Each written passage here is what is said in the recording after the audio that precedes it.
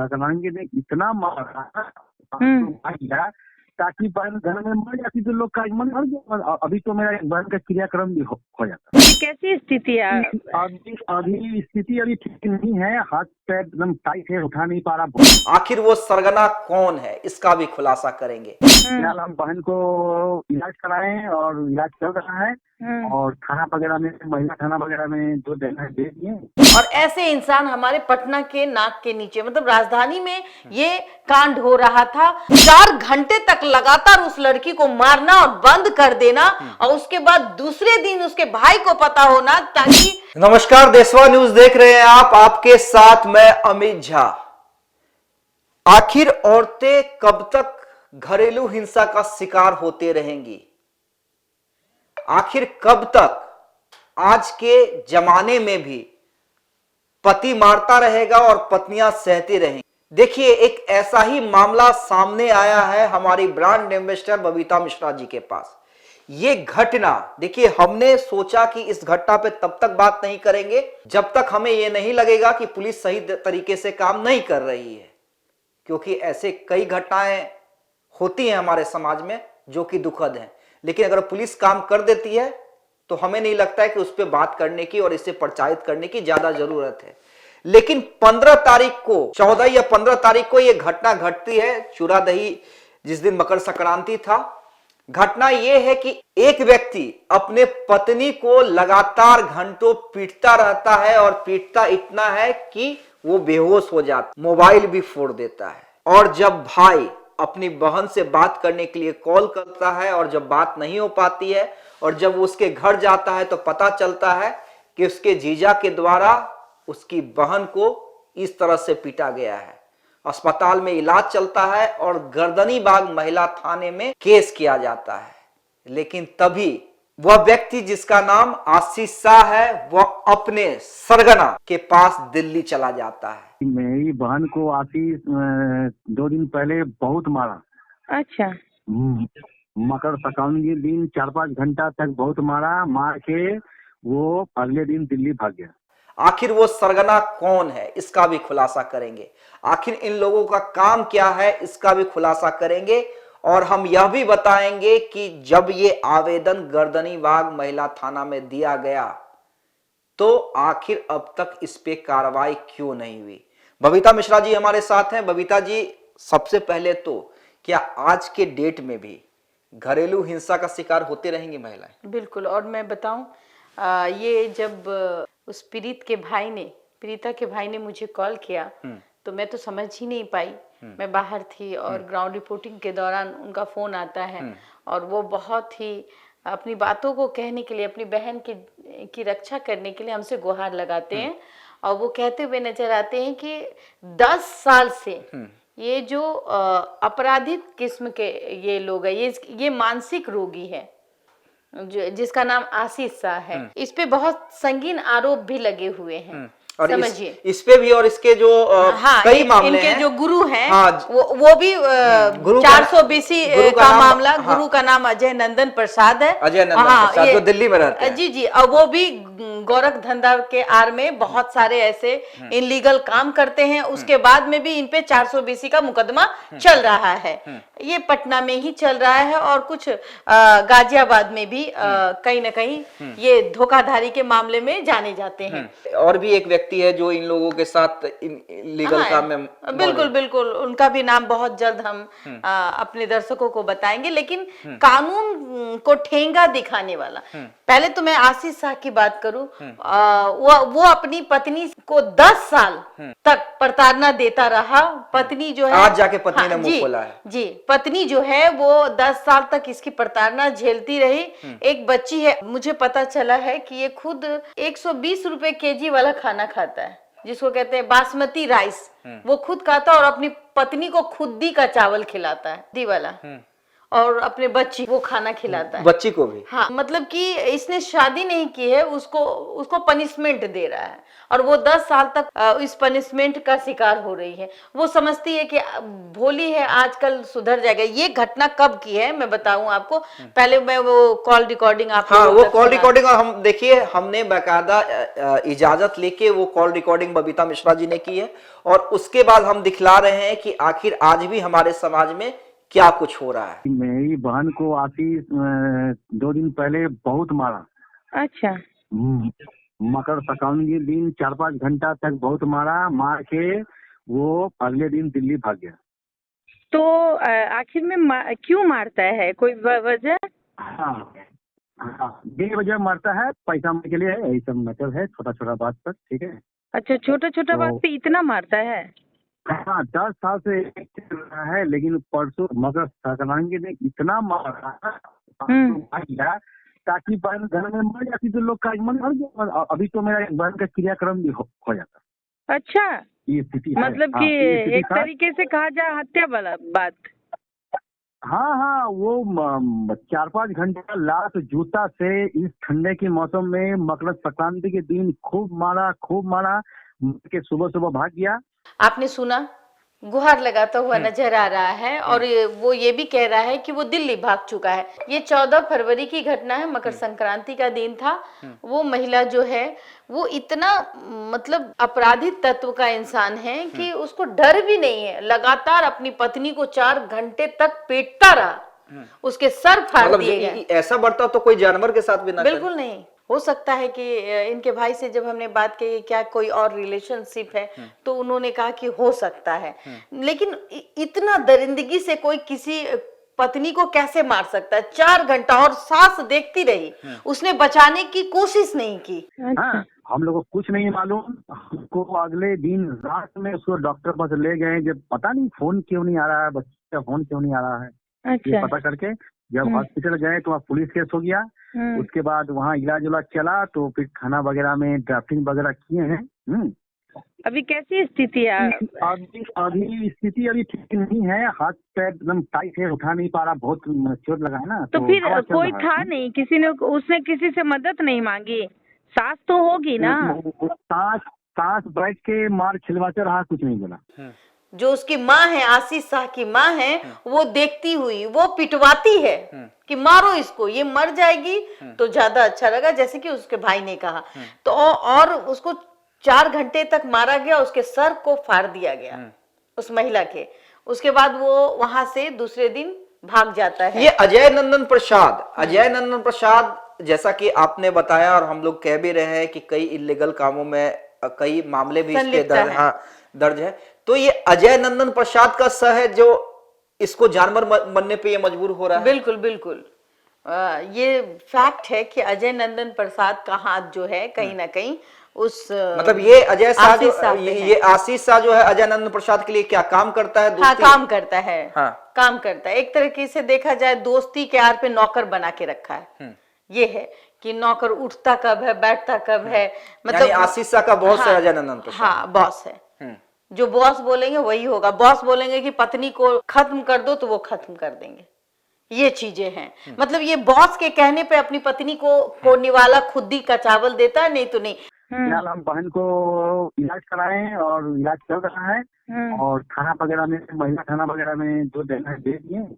और अब आगे क्या करना चाहिए, मतलब क्या करना चाहता है वो आपकी बहन के साथ? ऐसे ही मारपीट? जिस तरीके से उस लड़की को मारा गया, उसके छोटे बच्चे हैं, 10 साल की ही शादी हुई है और 10 साल में उसने 10 यातनाओं को झेला भी है और आए दिन उसके साथ मारपीट करता है। जब ये घटना घटी, ये क्या किया, इसके जो पीड़िता के भाई ने कहा कि इसको मतलब आस पड़ोस का डर नहीं है, मार के वो चला गया। और चलने के बाद 1 दिन के बाद, चूंकि वे मोबाइल फोड़ चुका था, जब एक दिन भाई को तो ये पता होता है ना कि इसकी बहन के साथ क्या होगा, जब पूरे दिन कॉल नहीं आए, रात को कॉल नहीं आए, तब ये दूसरे दिन जाता है और देखता है अपनी बहन को कि वो लेटी हुई है और करहा रही है, सर फटा हुआ है। वो तत्काल हॉस्पिटल पहुंचता है और उसके बाद में उसका इलाज जारी होता है। वो ये भी कहते हुए नजर आता है कि आप जरा कॉल रिकॉर्डिंग उसके भाई का दर्द सुनिए। 10 साल से चल रहा है, लेकिन परसों मकर संक्रांति ने इतना मारा ताकि बहन घर में मर जाती तो लोग का मन मर गया। अभी तो मेरा एक बहन का क्रियाक्रम भी हो जाता। और ऐसे इंसान हमारे पटना के नाक के नीचे, मतलब राजधानी में ये कांड हो रहा था। और जब मैंने पूछा कि आपने लोगों से सहायता क्यों नहीं ली, बोले लोगों ने मेरी बहन की सहायता नहीं की। पड़ोसी से बात किए, पड़ोसी बोलता है कि हम क्या करेंगे इसमें, हम क्या करें। पड़ोसी यही बोला, हम बोला आप लोग पड़ोसी कहने के लायक नहीं। और थाने को हमने इन्फॉर्म नहीं, और सवाल बबीता जी ये थाने से भी बनता है कि ये देखिए अब महिला थाना जो है उसने शायद एक डेट दिया है काउंसलिंग के लिए। हाँ, तो भाई 28 तारीख है, तो काउंसलिंग किस चीज की? भाई ये बाकायदा एफआईआर दर्ज करवाया गया है और जब इंजरी रिपोर्ट है, हॉस्पिटल का रिपोर्ट है, तो ये काउंसलिंग किस बात की करवाई? अभी कैसी स्थिति है? अभी स्थिति अभी ठीक नहीं है, हाथ पैर एकदम टाइट है, उठा नहीं पा रहा, बहुत चोट लगा है ना। हाथ नहीं उठ रहा है। हाँ। इतना मारा गया है कि हाथ नहीं उठ रहा है। तो ये सवाल है, ये महिला थाने से सवाल है कि भाई अगर आप ये प्रक्रिया अपनाइएगा, काउंसलिंग तो तब होती है ना कि जब कोई विवाद होता है, जब ये तू मैं होती है, लगता है कि काउंसलिंग करके चीजों को सुलझाया जा सकता है, मामला क्यों बढ़ाना, एक मौका दिया जाए। लेकिन जब ये मारपीट की गई और इस तरीके से मारपीट की गई, जहां सर फटा है, इंजरी रिपोर्ट है, हॉस्पिटल का रिपोर्ट है, तो आखिर काउंसलिंग किस चीज की? तब तो ये महिला थाना भी घेरे में है। कहीं ना कहीं महिला थाना का अपना कोई होगा, लस होगा, तभी तो आप अभी तक एफआईआर को। और देखिए हम जाएंगे, हमने कांटेक्ट करने की कोशिश की थी फोन से, लेकिन हमारी बातचीत नहीं हो पाई। लेकिन हम जाएंगे और इस खबर पे हम लगातार बने रहेंगे और महिला थाना से भी हम ऑन रिकॉर्ड सवाल करेंगे कि आखिर इस केस में काउंसलिंग क्यों हो रही है, आखिर अब तक जो कंप्लेन दर्ज हुई थी उस पे कोई एक्शन क्यों नहीं लिया गया। बिल्कुल होनी चाहिए। और यही चीज है, एक पति जब चाहे अपनी पत्नी को मौत के घाट उतार दे, जब चाहे उसको अधमरा कर दे। अगर उसके भाई ने उसकी जान नहीं बचाई होती तो शायद उसकी मौत हो जाती। 4-5 घंटे का लात जूता से इस ठंडे के मौसम में मकर संक्रांति के दिन खूब मारा। 4 घंटे तक लगातार उस लड़की को मारना और बंद कर देना, और उसके बाद दूसरे दिन उसके भाई को पता होना, ताकि पड़ोस तो बताते नहीं है। जब पड़ोसी से इनका मतभेद चलता है तो पड़ोसी का कोई काम नहीं है, भाई गाली गलौज करने वाला इंसान है और ये अपराधी तत्व के इंसान है। बहुत इन पे 2-4 केसेस ऑलरेडी आशीष शाह पे चल रहे हैं आशीष शाह पे केस। और ये बहुत बड़ा एक इनका जो गिरोह का सरदार है, उसका नाम है अजय नंदन प्रसाद, वो भी संलिप्त है, वो भी उसके ऊपर भी एफआईआर दर्ज है।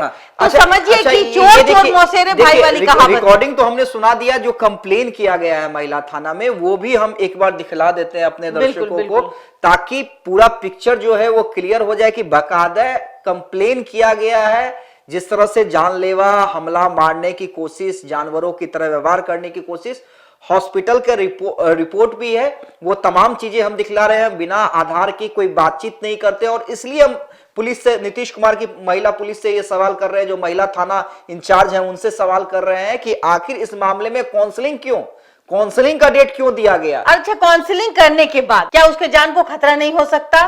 क्या फिर से उस महिला को मारा नहीं जा सकता? या फिर से किसी लड़की के चक्कर में?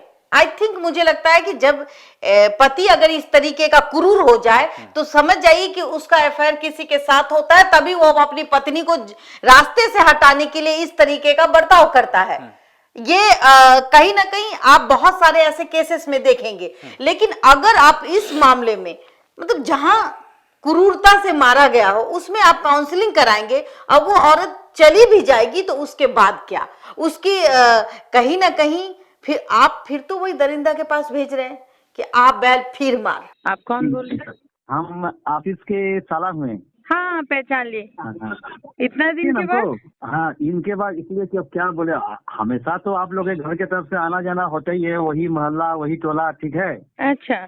लेकिन आज बहुत जरूरी बात आ गई है। क्या बात है? हाँ, बात यह हुआ ना कि मेरी बहन को आशीष 2 दिन पहले बहुत मारा। अच्छा। मकर संक्रांति के दिन 4-5 घंटा तक बहुत मारा, मार के वो अगले दिन दिल्ली भाग गया। तो आखिर में क्यों मारता है, कोई वजह? हाँ हाँ, बेवजह मारता है, पैसा के लिए, यही सब मतलब है, छोटा छोटा बात पर, ठीक है। अच्छा, छोटा छोटा बात पे इतना मारता है? हाँ, 10 साल से चल रहा है, लेकिन परसों मकर संक्रांति ने इतना मारा गया ताकि बहन घर में मर जाती तो लोग का मन भर गया। अभी तो मेरा एक बहन का क्रियाक्रम भी हो जाता। अच्छा, ये स्थिति मतलब कि एक तरीके से कहा जाए हत्या वाला बात। हाँ हाँ, वो 4-5 घंटा लात जूता से इस ठंडे के मौसम में मकर संक्रांति के दिन खूब मारा के सुबह सुबह भाग गया। अच्छा। हाँ, हम लोगों को कुछ नहीं मालूम। हमको अगले दिन रात में उसको डॉक्टर पास ले गए, जब पता नहीं फोन क्यों नहीं आ रहा है, बच्चे का फोन क्यों नहीं आ रहा है। अच्छा। ये पता करके जब हॉस्पिटल गए तो वहाँ पुलिस केस हो गया। उसके बाद वहाँ इलाज उलाज चला, तो फिर खाना वगैरह में ड्राफ्टिंग वगैरह किए हैं। अभी कैसी स्थिति है? अभी स्थिति अभी ठीक नहीं है, हाथ पैर एकदम टाइट है, उठा नहीं पा रहा, बहुत चोट लगा है ना। तो फिर कोई था नहीं, किसी ने, उसने किसी से मदद नहीं मांगी? सास तो होगी ना? सास बैठ के मार खिलवाते रहा, कुछ नहीं बोला। पड़ोसी से बात किए, पड़ोसी बोलता है कि हम क्या करेंगे इसमें, हम क्या करें। पड़ोसी यही बोला, हम बोला आप लोग पड़ोसी कहने के लायक नहीं। पड़ोसी कुछ नहीं कहता है? नहीं बोला। वो पड़ोसी जान रहा है, लेकिन जान भी रहा है और बोल भी रहा है कि हम क्या करें। अभी आप बोल रहे हैं क्या करें। आप लोग को पड़ोसी का भी मैंने कर्तव्य नहीं मालूम है, पड़ोसी को क्या क्या करना चाहिए। आप लोग खत्म पड़ोसी हैं, इतना बोल के हम छोड़ दिए। फिलहाल हम बहन को इलाज कराए और इलाज चल रहा है, और थाना वगैरह में, महिला थाना वगैरह में जो देना है दे दिए। और अब आगे क्या करना चाहिए, मतलब क्या करना चाहता है वो आपकी बहन के साथ, ऐसे ही मारपीट? तो कहीं ना कहीं प्रशासन को भी समझना पड़ेगा कि महिलाओं को संरक्षण दे, महिलाओं को सशक्त करे, महिलाओं को दरिंदे के हाथ में ना सो। चलिए देखिए, हम लगातार इस मामले में बने रहेंगे। अभी हम बयान के साथ और जो कंप्लेन दर्ज हुआ है उसके साथ आपको ये खबर बता रहे थे। और बबीता मिश्रा ने अगर कहा है कि इस पीड़ित महिला को हम इंसाफ दिलाएंगे, तो यकीन मानिए कि ये लड़ाई हमारी तब तक जारी रहेगी जब तक ये हैवान जो है और इनके जो सरगना है वो लोग हवालात के अंदर नहीं पहुंचते हैं, तब तक हम चैन की सांस नहीं लेंगे।